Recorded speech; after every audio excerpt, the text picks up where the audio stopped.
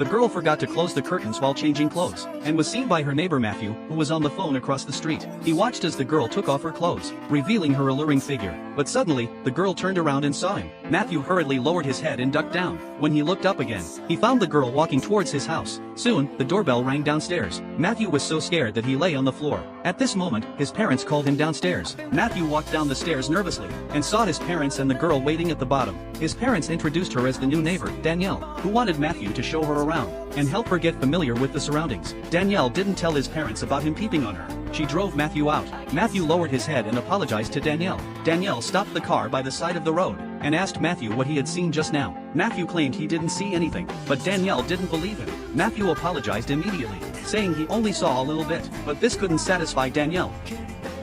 Yeah, right, like, it's just right here. No, never gonna happen.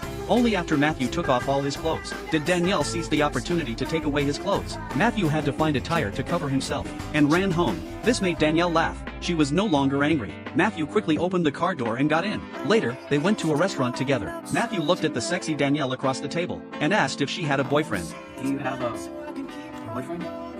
Before leaving, she even gave Matthew a portrait. Danielle found Matthew a bit cute, and Matthew also started to become fascinated with Danielle. Even in class, he was thinking about Danielle. When he looked out the window, he found Danielle teasing him outside. He had never skipped class before, but he was so excited that he chose to skip class immediately and went out to date Danielle. They read books and went camping together. At night, they even sneaked into someone else's swimming pool. They took off their clothes, feeling the comfort brought by the cool water. When they were gazing at each other affectionately and about to do something, the owner of the house came back. Matthew found out the owner was actually his principal. They quickly grabbed their clothes and ran away. Matthew took Danielle to his classmate's house to change clothes. The two classmates couldn't take their eyes off Danielle's figure. After changing clothes, Danielle took them to a party. Due to Danielle's outstanding beauty, she attracted a few hoodlums. Matthew was led away by a hoodlum, who said the party was full, and asked Matthew to leave. Matthew didn't know what to do. When he saw Danielle talking with the hoodlum, Matthew plucked up his courage and interrupted them. He went up and kissed Danielle. They kissed passionately. The hoodlum left awkwardly. Two good buddies watched enviously